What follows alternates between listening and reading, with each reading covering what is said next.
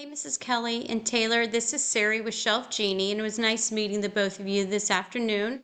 So I've put together a quick YouTube video so you can get a better idea of how great Shelf Genie is going to look in your kitchen.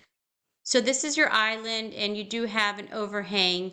So underneath on the left side, we'll do a 5-inch height glide out, and we'll fully extend. This is where you could put taller items that they won't fall over, and then above it, a 2.5-inch. The center cabinet, a 5-inch with a 2.5-inch above, and then the far right, a 5-inch and a 2.5-inch height glide out. Then we're going to replace your liquor area, and we'll remove the existing glide out because it doesn't have sides.